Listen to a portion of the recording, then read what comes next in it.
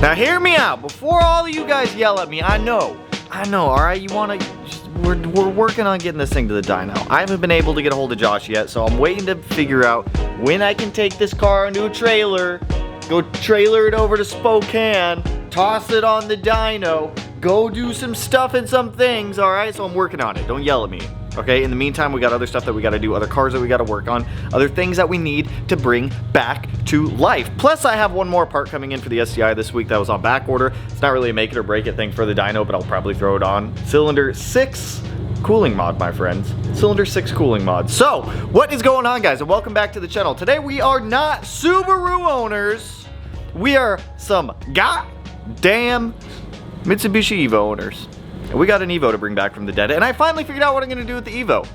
I'm gonna build the Evo to bully STIs, because that's what Evo owners do, right? It's gonna be an STI Slayer. I feel like I have to do that since I have an Evo. Like, as a Subaru owner, it hurts me, but as an Evo owner, I feel like it's what I have to do. So I've got a lot of Evo parts on the way. This is the first of many boxes to show up that I need to take to the shop. So in here, we've got, if I can open this, we've got an, oh my God, box, cooperate, dude, bro, stay. We've got one of the intercooler pipes, we've got coolant, we've got the water pump pulley, and the intake. Now on top of that, I also have an FP red, the intercooler core, the other intercooler piping, and a load of other stuff coming. The external wastegate, the O2 housing, the down pipe, I still need a cap back, but for the most part, I think I have all the big things ordered for the Evo to get the Evo back on the road. The car's been down for 5 years. Let's bring it back. Now, one of the big things that I want to do today is get the Evo ready to accept its engine, that nice, beautiful built 4G63 that we put together not too long ago, which I don't quite know what all we have to do because it's been a little while. So I know I have to time the engine. I know I have to clean out the engine bay, get things sorted, get the wiring harness put back in. I'm not going to buy a new harness for the car. The one that's in there is kind of wrapped right now, but we'll fix it. It can't be any worse than the Subaru was. So we'll find out. I don't know. We'll find out. I don't know what it is about old men, but old men seem to love the BRZ for some reason. And they always keep trying to race me and like their C5s and like C7s. Like, leave me alone, dude. All right, I got like 2 liters of FA24, or no, I got like 2.4 liters of displacement over here, all right? Leave me alone. Let me go about my day, all right? I don't need to be bullied by your V8. Leave me alone! Real talk, I think this Hyundai is about to get out their car and fight whoever that is in front of them because they're going slow as hell. Okay, real talk though, I think that driving tests should be 1,000 times harder than, okay, maybe not 1,000 times harder, but driving exams should be way harder than they actually are. It's way too easy to get a driver's license and people suck ass at driving. If you suck ass at driving, go back to driver's school. Or just go drive more. Just go learn how to drive.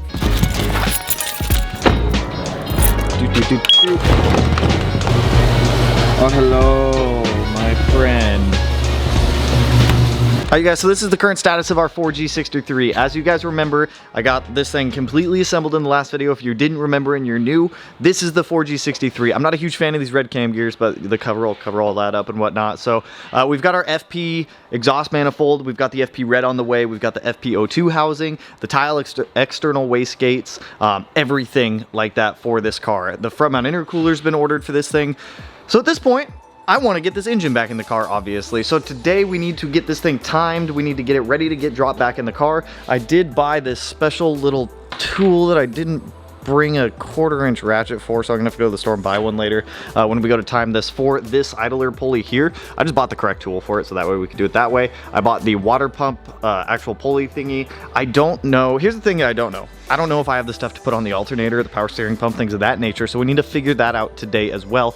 Same with engine mounts. I don't know if I have all the engine mounts. I know I've got this one here. I know there's one that's gonna go somewhere back here, either on the transmission, I believe, that's gonna bolt up to the actual engine bay. I've got that one right there. I've got the one in the back, the dog bone. I don't know if I have the one that goes right here though. And I know it goes on the transmission right there, which I think it's this one, to be honest. I'm pretty sure it's this engine mount. You line up. I don't know if it's this one, you guys. Oh, beautiful. We have all of our engine mounts. We've got our alternator, we've got our power steering pump down there. I don't know if I have the brackets for the alternator. That's one thing that we're gonna have to try to find. Now that I have the slave cylinder for this car, we can go ahead and actually bleed the brakes, which I'd like to do today. Once again, just to make this a fully rolling chassis, so that way once we throw our wheels and tires on here, we don't have to rip the e-brake like we've been doing with this car. We've got axles, one radiator hose down there. I've got that half radiator that I'm not going to be using. I have a full-size Koyo radiator on the way. I'm not a fan of Mishimoto stuff after they've done me dirty so many times. We have to get our radium fuel pumps in, radium fuel, whole fuel system. We've got our twin disc right there. We've just have a fluid damper. We just have so much stuff to do, you guys. So I think we just start today off. Let me get through bleeding these brakes. I'm going to bolt up the slave cylinder to the line down there just because as you can see last time, I may have spilt a ton of fluid everywhere because I didn't have the slave cylinder bolted up, so it just kind of shot brake fluid everywhere. So let's get that thing bolted up. Let's start bleeding the brakes on this. I'm going to be using the power bleeder and a vacuum bleeder just to make this go by super quick, super easy. This shouldn't take me more than like maybe 25 minutes to do.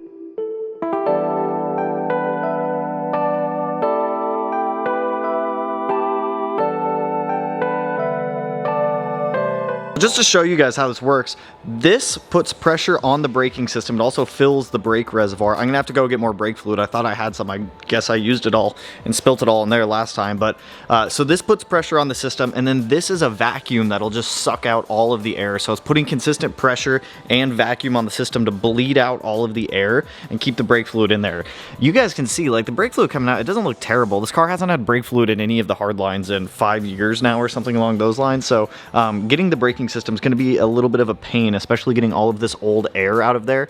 It's just going to take a little bit of time. So after the reservoir starts to get a little bit lower, I'm going to have to go run over to the auto parts store, grab some .3 brake fluid, fill it back up in here, and then keep going on this. But I think I can at least get through this front left caliper. Then we'll do the front right, then we'll do the back two, and then I'll go over them one more time in the proper bleeding procedure just to make sure that all the air is out of the system. But hey, we should have working brakes again here soon.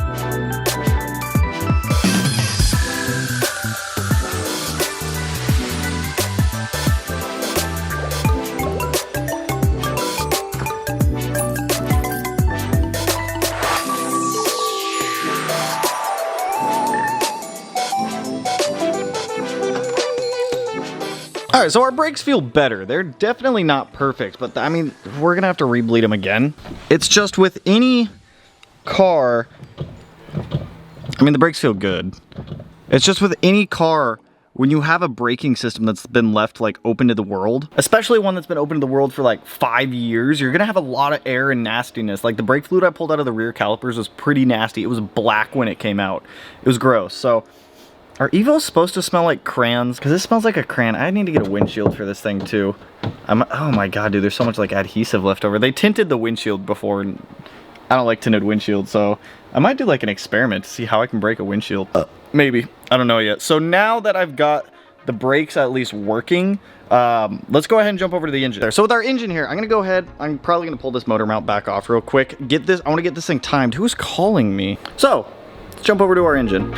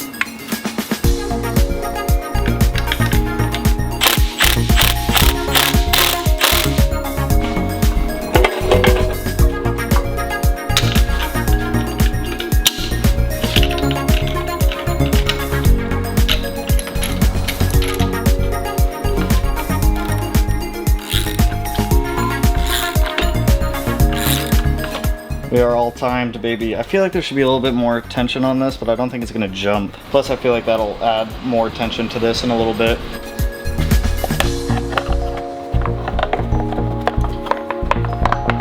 What goes here? What covers that pulley? Something obviously screws in there.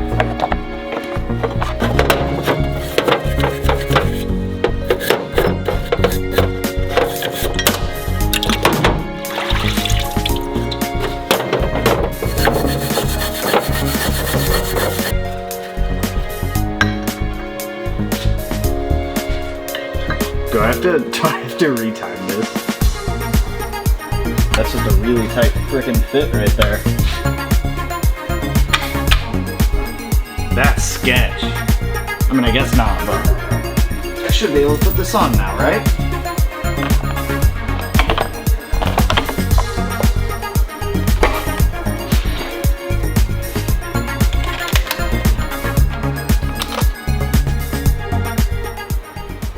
How do I set down a tool and it just disappears? Oh my god, it's right there. So I came across a video of somebody who did balance shaft deletes, everything that we did, and he had an issue where the bolts that hold the crank pulley on snapped. So he suggested getting some APR hardware, which is what we're doing. So I'm gonna put just a dab of blue Loctite on there. That's way more than a dab. Get this guy lined up. Then we'll get these 4 in and get these torqued down. I refuse to have my Evo be unreliable. I refuse.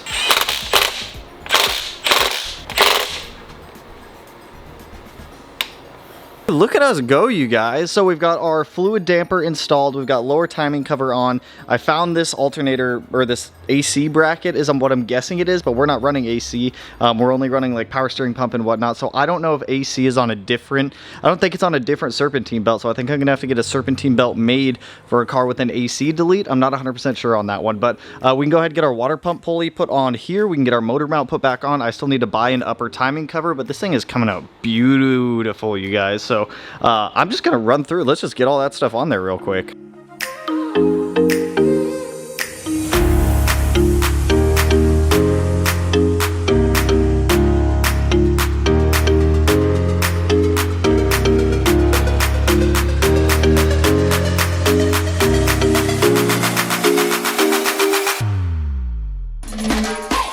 There's a couple little things I'm confused on here, like the alternator, which is over there. There's a bracket, this bracket right here, specifically, that I don't quite know. So I know that bolt goes right there, okay? I get that, but where is this one supposed to, like, where do you go? Am I missing an alternator bracket or something? I'm gonna have to figure that out later, so I can't put the serpentine belt on today.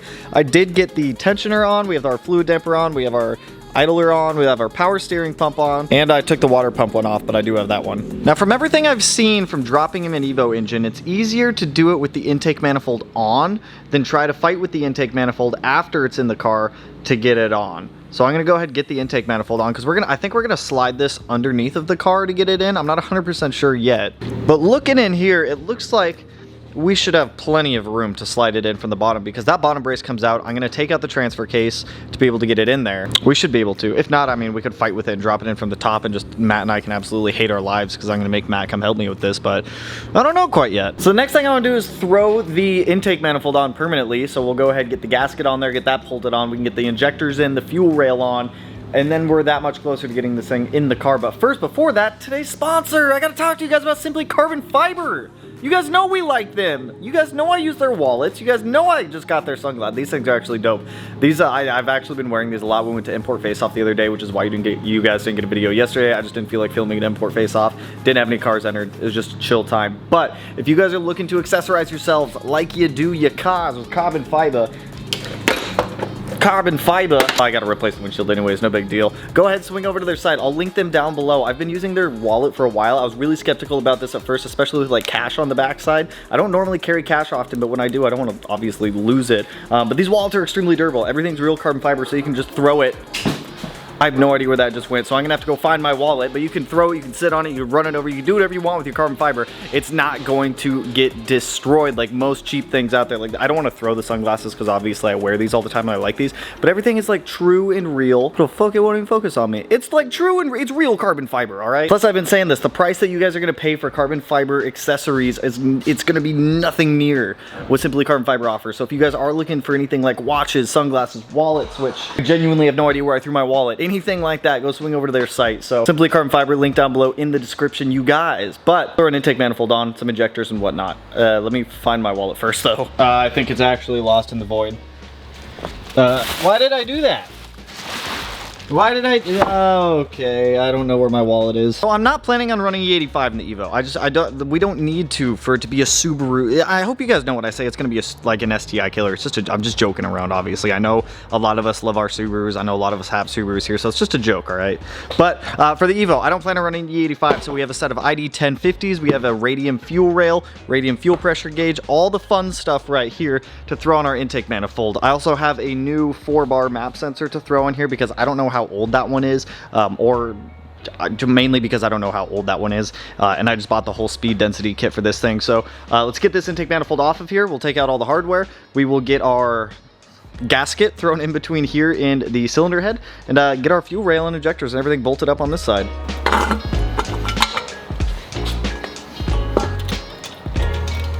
So we've got that guy. There we go. That looks like manifold goes on like so. Yeah, I still think it's an oil pan on this, but I can't till I have the engine hoist here, so I think I'm gonna recruit Melanie to help me with that tomorrow.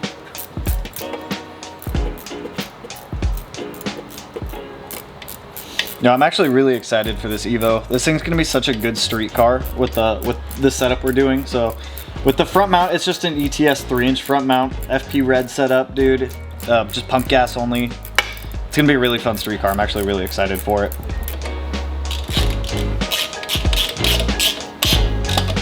Dipstick goes in its home right here. One injector for right here. And 2. Dude, the injectors match the valve cover too. That's actually kind of dope. 3. And these injectors will do E85. They're just not very big for E85. And 3. And for my Evo people watching this, if it's gonna make putting this engine in the car more of a pain in the ass with this intake manifold on, please let me know so that way I can take it off and do it that way. So this guy is gonna go on right just like that. Dude, there's totally supposed to be a spacer that goes there. There's gotta be. If so, I don't have it. At least I don't think I have it. Yeah, I don't have it. Let me look around. I could have something, I don't know. Fuck, dude. Of course I don't have it.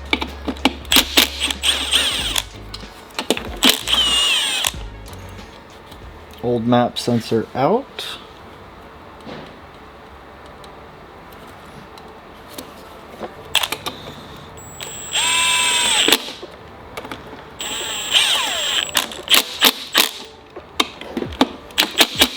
Like, this is the piece that goes into the back of the cam position sensor housing. That's the cover for it. I just have a nice STM tuned one.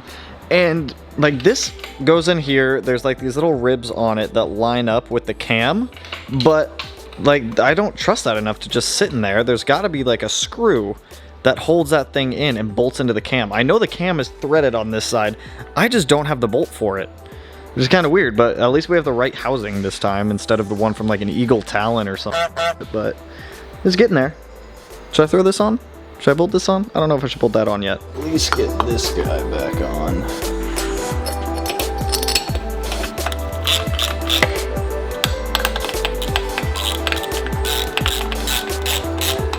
Now, it's not the big things with this build that are gonna stop us and hold us up. It's the little things, because the little things are the things that I don't know what I have and what I do not, you know what I mean, what I have and what I don't have. Don't hit that, you hit it.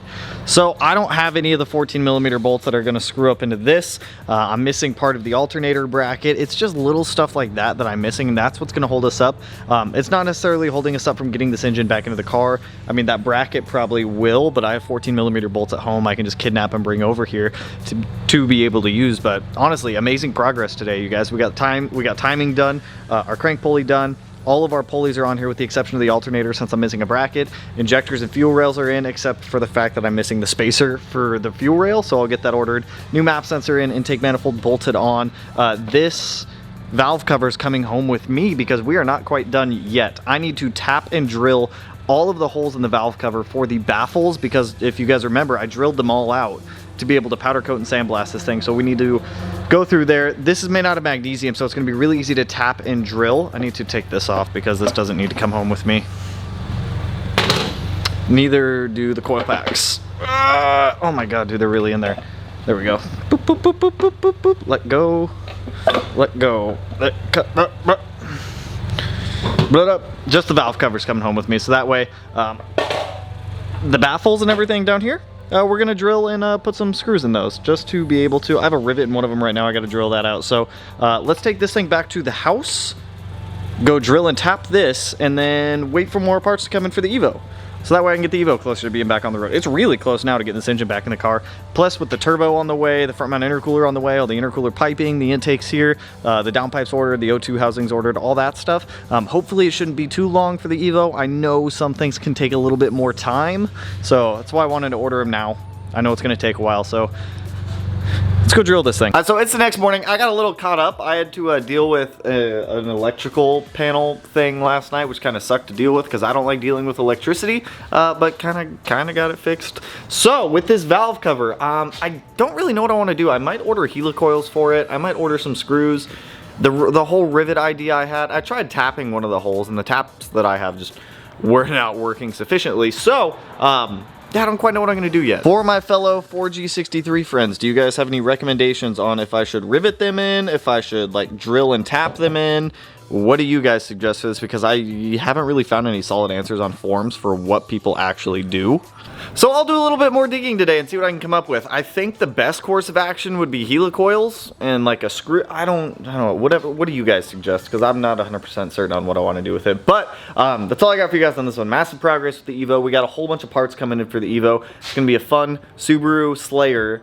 I say that loosely because I love my Subarus, as you guys know. But anyways, like I said, that's all I got for you guys on this one. If you like the video, you know what to do. Go ahead and hit that like button, turn it black, blue, green, yellow, purple, silver, cyan, whatever color it turns for you. And if you're not already subscribed to the channel and you want to be, put it in one of these corners. No idea which one quite yet. But with that, I will catch you guys in the next one. So peace out, homies.